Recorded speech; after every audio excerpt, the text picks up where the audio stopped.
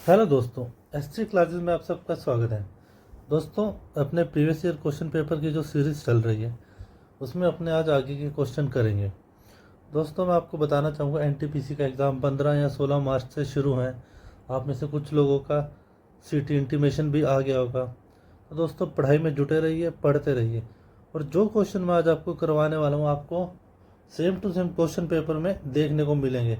ये वीडियो आपके लिए बहुत इंपॉर्टेंट होने वाला है। तो चलो शुरू करते हैं। एक वस्तु को 25% की छूट पे बेचने के बाद प्रॉफिट 2% है, तो हमें बताना है कि एमपी कितना बढ़ा के लिखा था। तो हमें डिस्काउंट कितना है दोस्तों, 25%, यानी 25% की फ्रैक्शन क्या होते हैं, 1/4, यानी एमपी अगर 4 था, एक का डिस्काउंट मिला है, तो सेलिंग प्राइस कितना होगा, 3। और मेरा लाभ प्रतिशत कितना है, 2%, यानी लाभ किस पे होता है, कॉस्ट प्राइस पे। यानी मेरा ये 50 था, तो 51 मेरा सेलिंग प्राइस हो जाएगा। अब इसको बराबर करने के लिए मैं क्या कर दूंगा, यहाँ सेलिंग प्राइस 3 है, यहाँ 51 है। इसको बराबर करने के लिए मैं क्या करूँगा, इसको 17 से मल्टीप्लाई कर दूंगा, इसको भी 17 से मल्टीप्लाई कर दूंगा। 17 से मल्टीप्लाई करूँगा तो ये कितना होगा, 68। अब कॉस्ट प्राइस मेरा 50 था, एमपी 68, हमने कितना इंक्रीज़ किया, 18। 18 कितने पे किया, 50 पे, और 100 पे कितना हो जाएगा, 36%। यही दोस्तों इसका आंसर है। आने वाले क्वेश्चन में दोस्तों मैं आपको 5 सेकंड का टाइम दूंगा, देखिएगा आप ये क्वेश्चन कर सकते हैं नहीं। चलो अगले क्वेश्चन पे बढ़ते हैं। तो हमारे पास अगला क्वेश्चन है, एक आयत है ABCD। ABCD का आयत बना दिया हमने, ABCD। P इसके अंदर एक पॉइंट है, तो PA, PB, PC और PD, ऐसा एक क्वेश्चन है। और हमें PA दिया है 85, PB हमें दिया है 65, PC हमें दिया है 5, और PD हमें निकालना है। PD को मैं K मान लेता हूँ। अगर आपने मेरी पिछली वीडियो देखी होगी तो उसमें मैंने आपको फॉर्मूला बताया था, अगर इस तरह का क्वेश्चन आ जाए तो हमें क्या करना है, PA² प्लस PC² बराबर PB² प्लस PD²। हमारे पास PA है 85 की स्क्वायर, प्लस PC है हमारे पास 5 की स्क्वायर, PB हमारे पास है 65 की स्क्वायर, PD हमें निकालना है K²। 85 की स्क्वायर करें तो क्या होगा, 5 8 9 72, और ये 25 65 की करें तो 25 7 42 प्लस K²। अगर आप दोस्तों सोच रहे होंगे कि मैंने 5 की स्क्वायर इतना फटाफट कैसे निकाल लिया, मुझे याद है, मुझे याद नहीं दोस्तों। देखो कैसे निकालते हैं, मान लो अपने 65 ले लेते हैं, ठीक है, 65 तो निकाले, मैंने 45 ले लेते हैं। जिसके एंड में 5 उसकी स्क्वायर निकालनी है, तो क्या करो, सीधा 5 का स्क्वायर पहले 25 लिख दो। ये क्या है, 4, 4 के बाद क्या आता है, 5, 5 चौक 20, तो ये 20 लिख दो। यही दोस्तों स्क्वायर होती है उसकी, यही चीज़ मैंने यहाँ की। अब इनको जोड़ेंगे तो कितना हो गया, 7250, माइनस में 4225 किया तो ये 2503, और ये दोस्तों 325 बराबर K²। तो मेरी K की वैल्यू क्या आ गई यहाँ से, 55। चलो अगले क्वेश्चन पे बढ़ते हैं। क्वेश्चन हमारे सामने है, एक पिता की आयु उसके पुत्र की आयु की 5 गुनी है। यदि उनकी आयु का योगफल 54 है तो पुत्र की आयु कितनी है। मैं आपको 10 सेकंड दे रहा हूँ दोस्तों ये क्वेश्चन सोल्व करने के लिए, आप सोल्व करने की कोशिश कीजिए।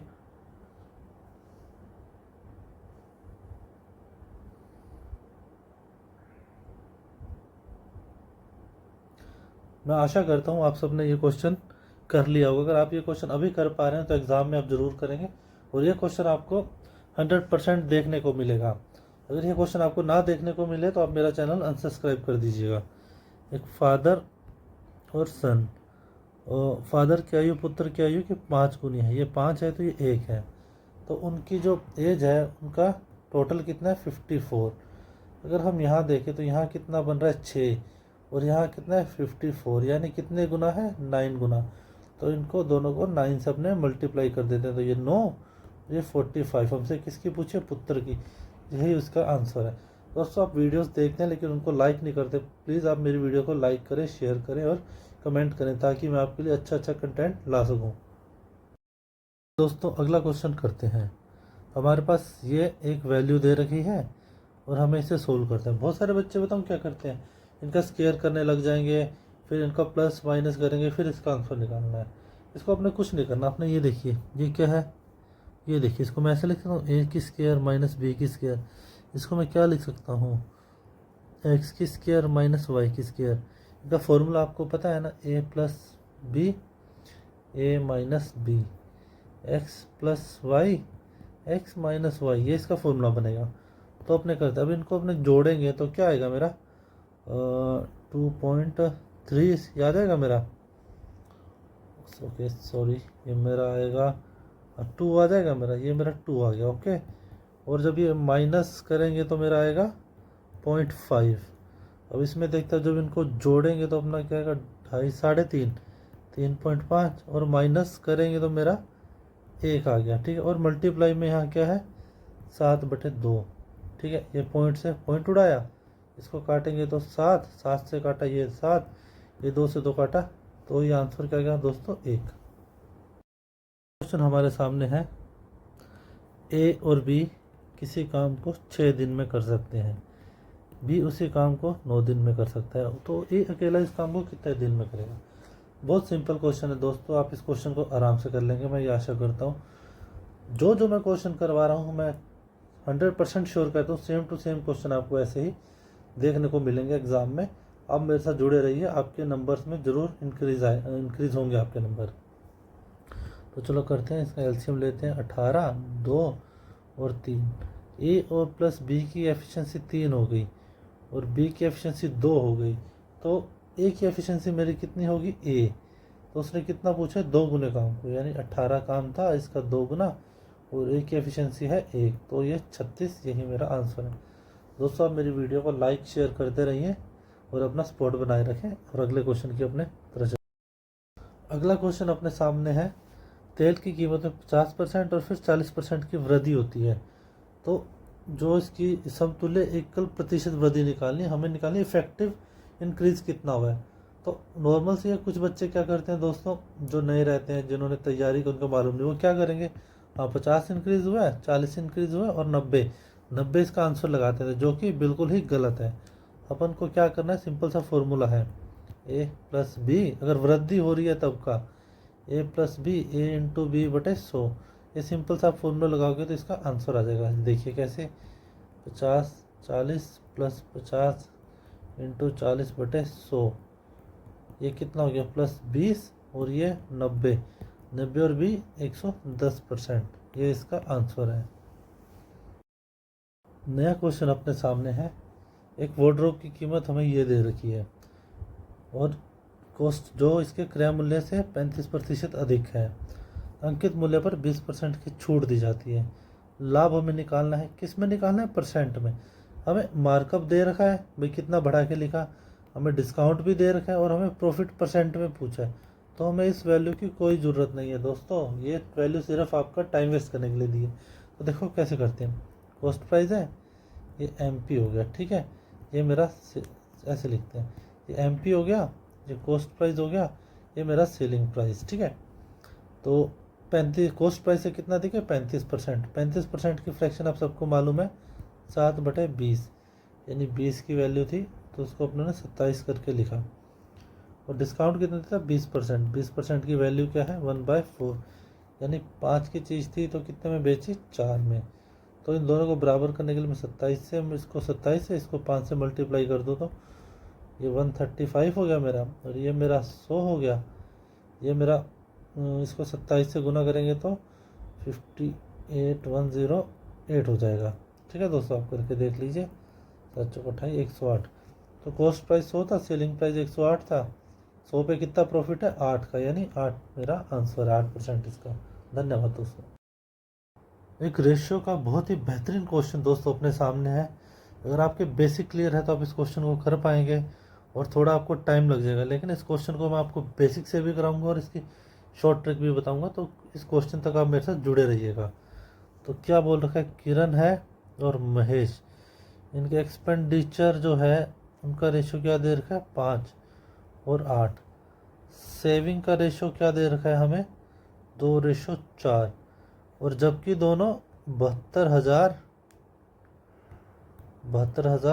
और 72,000 सेम राशि सेव करते हैं। तो अपने इस क्वेश्चन को क्या करेंगे, जब रेशो दे रखा है तो मैंने इसको ए मान लिया, इस रेशो को मैंने बी मान लिया। तो जो मेरी सेविंग होती है, ये सॉरी दोस्तों, ये मेरी उनकी सैलरी थी और ये एक्सपेंडिचर था और ये सेविंग। सेविंग मेरी क्या होती है, मेरी जो सेविंग है बचत, बचत कब होती है, जब मैं आय में से खर्च माइनस कर दूं, ठीक है, तो मेरी सेविंग बराबर हो जाएगी। तो मैं निकालूं, अगर मैं किरण की सेविंग की बात करूं, किरण की सेविंग क्या होगी, 5A माइनस 2B, ठीक है। और अगर मैं महेश की बात करूं तो क्या होगा, 8A माइनस 4B। और दोनों की सेविंग क्या है, 72,000, यानी दोनों बराबर है। तो इसको मैं ऐसे लिख सकता हूँ, बिल्कुल लिख सकता हूँ। तो इसको मैं सोल्व करूँ तो क्या होगा, ये 2B इधर रह जाएगा और ये 3A इधर रह जाएगा। अगर मैं रेशियो निकालूँ तो A मेरा 2, B मेरा 3, ये मेरी वैल्यू है। अब इसको मैं सोल्व करूँ तो क्या हो जाएगा, मेरा KM, और ये 5 दूनी 10 और 8 दूनी 16, ये मेरी सैलरी। और ये मेरा एक्सपेंडिचर में क्या आएगा, 2 की वैल्यू 3 दूनी 6 और 4 3 12, ये 4 बचा रहा है, ये 4 बचा रहा है, ठीक है। और दोनों की जो सेविंग होगी सेम होगी। और 4 की वैल्यू कितनी दे रखी है, 72,000। 72 को मैं 4 से डिवाइड करूँगा, पूछा किसका है, किरण की मासिक आय। किरण की मासिक आय कितनी है, 10। तो 10 से डिवाइड कर दूंगा तो ये मेरा 18,000 इसका आंसर आ जाएगा। ये तो हो गया दोस्तों डिटेल मेथड। अब इसका मैं आपको शॉर्ट ट्रिक कराऊंगा, देखिए वो कैसे होगा।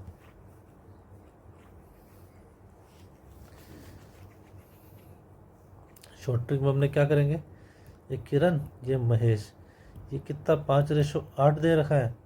और उसके बाद एक्सपेंडिचर कितना दे रखा है, 2:4। सेविंग कितनी दी है, 72,000। और ये कितनी दी है, 72,000। इसको 8 से गुना करो, 16। मैं इसको के मान लेता हूँ, ठीक है, 16 के। और ये 5 चौक 20 के, इनका डिफरेंस कितना आ गया, 4 के का। 20 के और 16 के का डिफरेंस 4 के। इसको मल्टीप्लाई करूँ तो, और इसको इससे मल्टीप्लाई करूँ तो ये क्या आ जाएगा मेरा, 72,000। और इस मल्टीप्लाई और इस मल्टीप्लाई का डिफरेंस क्या रहेगा, 72,000 इंटू 2, ये बराबर मेरा किसका का, 4 के। इसको मैं काटूँ तो 2 और इसको काटूँ तो ये 36,000, ठीक है दोस्तों। ये मेरा ये मेरा 36,000 इसका के की वैल्यू आ गई, 36,000। और मेरे को मल्टीप्लाई किससे करना है, इसको 5 से। जब इसको 5 से मल्टीप्लाई करोगे तो 1,080, 1,80,000 इसका आंसर आ जाएगा। अगला क्वेश्चन हमारे सामने है A/B, हमें 1:3 दे रखा है। B/C जो हमें दिया है 4:3, और C/D दिया है हमें 6:7। और हमसे ABCD का रेशो पूछा है। तो कुछ नहीं करना दोस्तों, जो रेशो दिया है उसको बराबर करना है। तो C और D का रेशो कितना है, 6:7, और यहाँ B और C का 4:3, तो बराबर होना चाहिए ना। तो मैंने इसको 2 से मल्टीप्लाई कर दिया, तो मेरा ये क्या बन गया, 8:6। ये भी 6 बराबर होगा तो 7 को यहाँ लिख दिया। लेकिन B यहाँ 3 है, यहाँ 8 है, तो मैं क्या करूँगा, इसको 8 से मल्टीप्लाई, इसको 3 से, ये 24, ये 8, 3 से करेंगे तो 18, 3 से करेंगे तो 21, 8 24 18 21, ये इसका आंसर है। अगला क्वेश्चन हमारे सामने है, सुषमा ने एक कार 1,20,000 में खरीदी, 28,500 रुपये उस पर उसने खर्च किया मरम्मत की, और इतने में उसे बेच दिया। तो हमें लाभ या हानि निकालना है। ये बहुत बड़ी बड़ी अमाउंट दी गई है, आप सोच रहे हैं इसको मैं कैलकुलेशन करूँगा तो बहुत लंबी चौड़ी कैलकुलेशन हो जाएगी, और आप ये क्वेश्चन आप देख के छोड़ देंगे, बाद में करेंगे, और आपको बाद में टाइम नहीं मिलेगा। मैं बताता हूँ इस क्वेश्चन को कैसे इजी करना है। इसको मरम्मत को इसमें ऐड करो तो 8 4 1, तो मेरा क्या आ गया, 148,500। बेचा कितना है, 186,000। मुझे एग्जैक्ट फिगर में बात नहीं करनी, मैं रेशो में बात करूँगा, ठीक है। ये काटा, ये काट दिया। और अगर आप हम देखिए तो अपनों को 14,085 ये कॉस्ट प्राइस, ये मेरा सेलिंग प्राइस। तो मुझे क्या हो रहा है, यहाँ पे मुझे लॉस हो रहा है।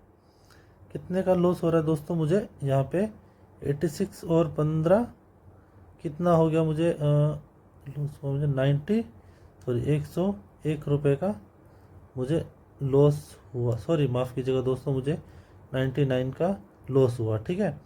कितने पे हुआ 1485 पे, और निकालना किस पे 100% पे निकालना है, तो 100 से मल्टीप्लाई। अब देखिए मेरे पास दो ही ऑप्शन है हानि के, लाभ के तो है नहीं, हानि हो रही। तो मैंने इसको काटा 20, 5 दूनी 10, 9 पंच 45, और ये इस पे काटा। ठीक है, इसको काटेंगे तो 3, 20/3 मेरा क्या होता है दोस्तों 6.67, यही मेरा हानि है। यही इस क्वेश्चन का आंसर है। बिल्कुल इजी था, देखने में बड़ा था, लेकिन आप करोगे तो आसानी से हो जाएगा।